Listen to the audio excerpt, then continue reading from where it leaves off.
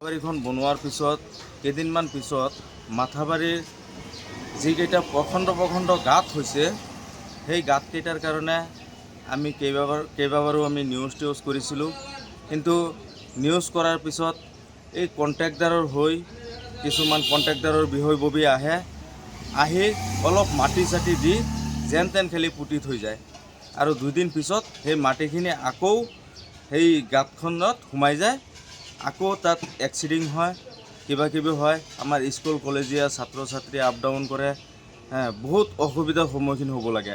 আৰু এটা গাড়ী নগাঁৱৰ আমাৰ বুঢ়াগাঁৱৰ ফালৰ পৰা গ'লে নগাঁৱৰ ফালৰ পৰা এটা গাড়ী আহিলে দুটা গাড়ী যেতিয়া ক্ৰছ হয়, আৰু এই মাথাবাৰীখনেই মেইন একমাত্ৰ পথ আমাৰ, আৰু এই দুটা গাড়ী ক্ৰছ হোৱাৰ টাইমত এনেকুৱা অৱস্থা হয়, হয়তো এটা গাড়ী গাঁতত পৰি যায়, এটা গাড়ী পাৰ হ'ব পাৰে, এনেকুৱা ছিষ্টেমত আছে।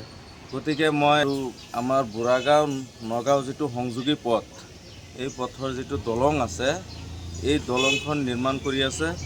এই দলংটোৱে একমাত্ৰ পথ, এইটোৱে আমাৰ মাথাবাৰীখনেই একমাত্ৰ আমাৰ সংযোগী পথ। এতিয়া বৰ্তমান দলংটো ভাঙাৰ পিছৰ পৰা আমাৰ এই মাথাবাৰীটোই মানে মেইন ৰোড হৈ পৰিছে মাথাবাৰীখন। আৰু তাৰ বাবে আমি চৰকাৰক আমি জনাব বিচাৰিছোঁ যে যিকেইটা কণ্ট্ৰেক্টাৰ আছে সেইকেইটাক অলপ ব্লেকলিষ্ট কৰিব লাগে আৰু সেইকেইটাক অলপ টাইট কৰিব লাগে, যিহেতু আমাৰ বিজেপি চৰকাৰে কোনো ধৰণৰ দুৰ্নীতি সহ্য নকৰে। সেইটো কাৰণে এই কণ্ট্ৰেক্টাৰকেইটাক অলপ জলসম্পদ বিভাগে অলপ চকু দিব লাগে আৰু এই কণ্ট্ৰেক্টাৰকেইটাক ব্লেকলিষ্ট কৰি দিব লাগে। যিকোনো খবৰৰ বাবে যোগাযোগ কৰক আমাৰ এই নম্বৰত 9181 307 221।